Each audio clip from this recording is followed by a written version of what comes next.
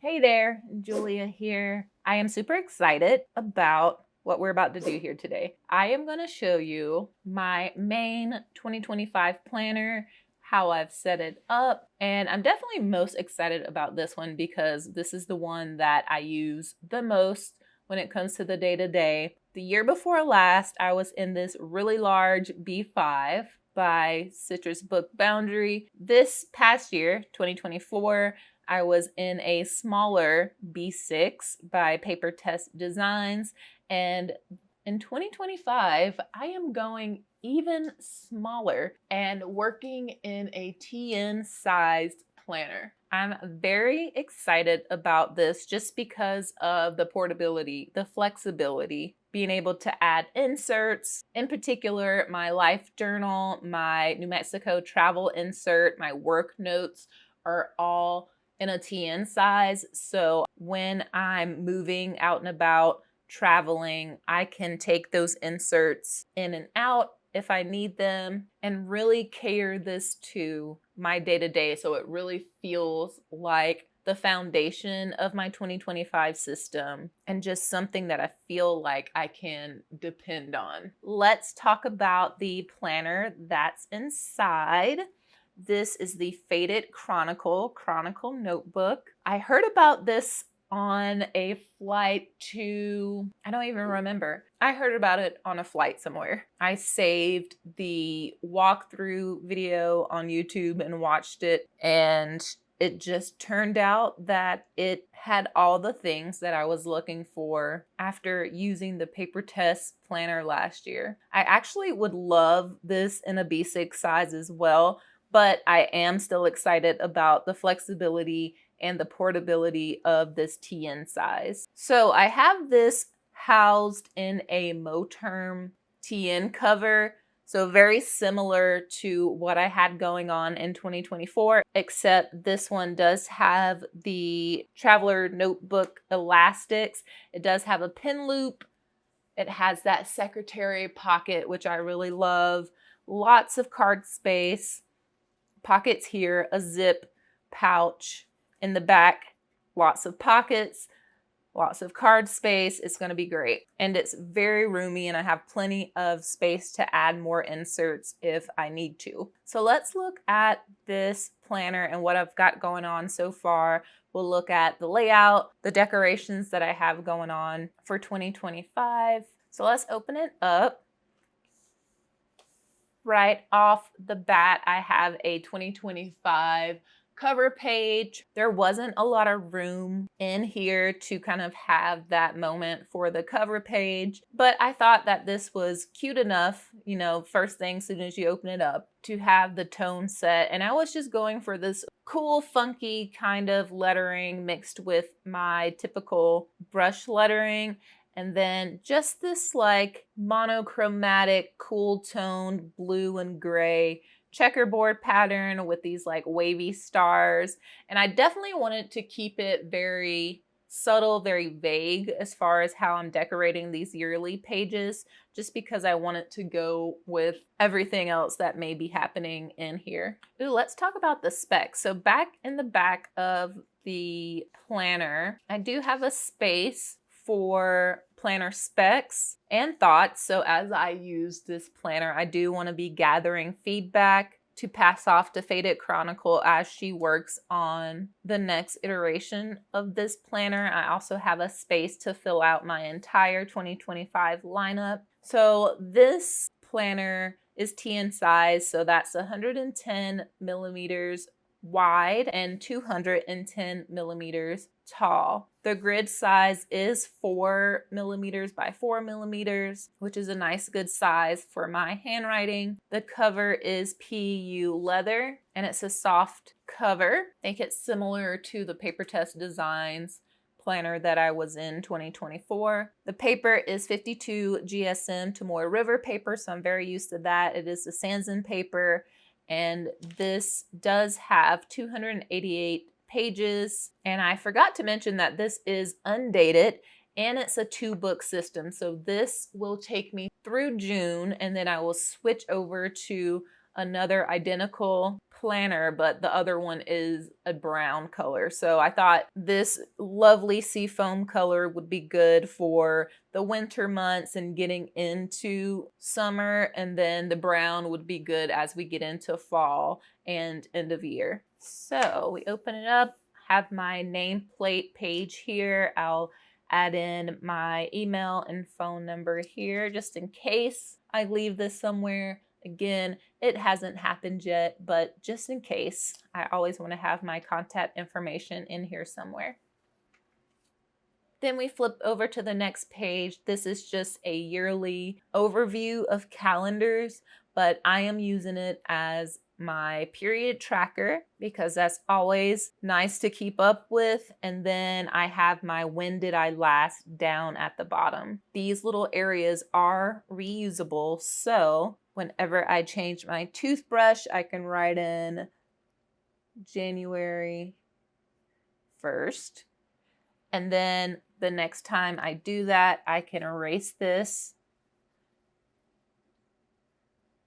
and put in the next date here. So I have that with just a few things: oil change, clean my makeup brushes, keeping up when Cam gets a haircut, and then I just have some other ones here to fill in as I come up with tasks that I need for this section.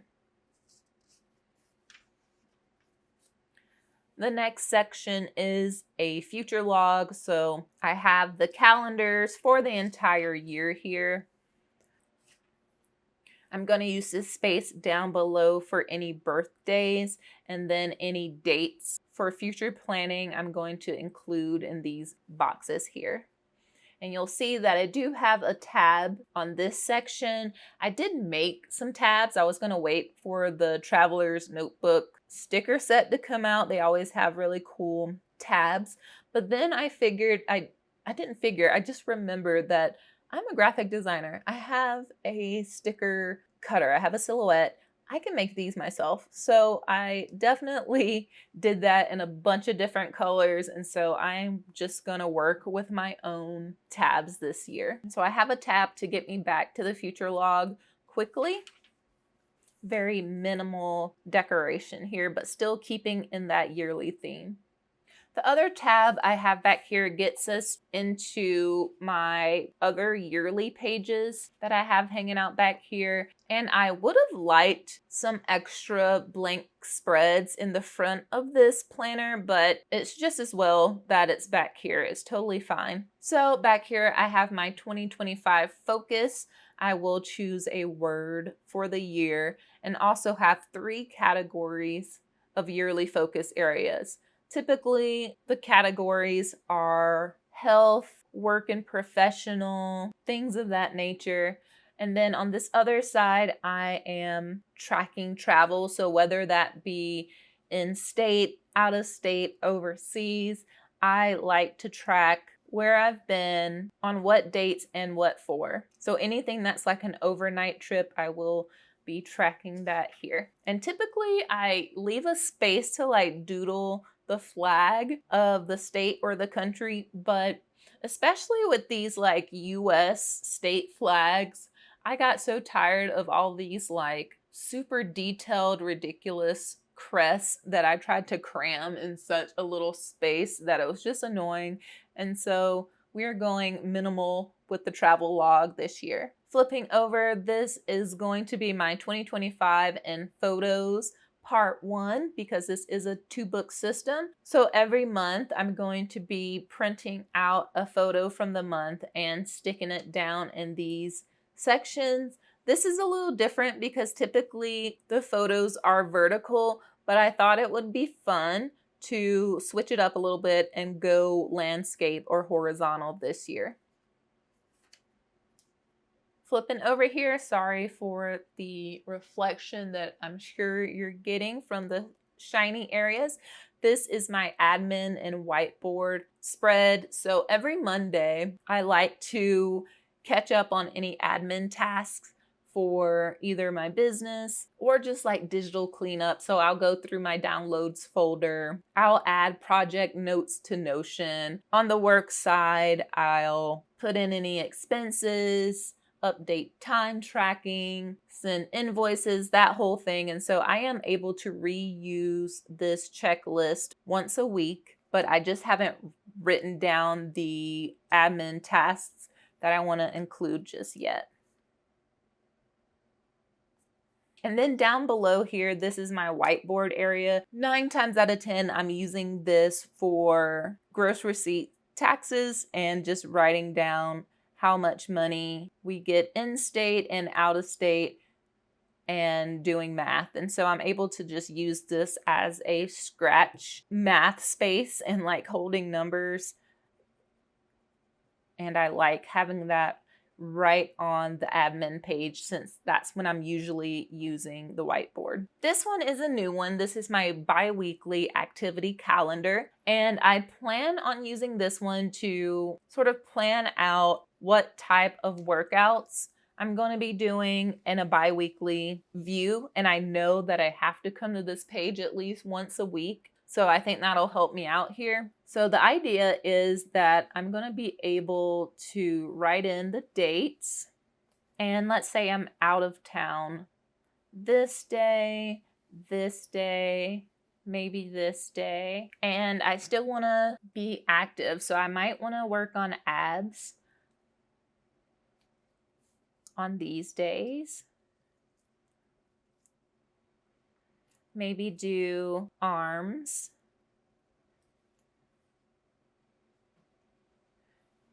Do core and cardio.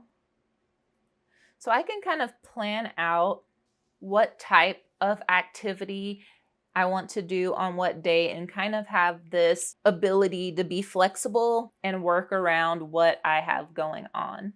So I thought that this would help me reach some physical activity goals. But since I'm still gonna be recovering from a second surgery, I'm able to still be flexible and realistic with this calendar.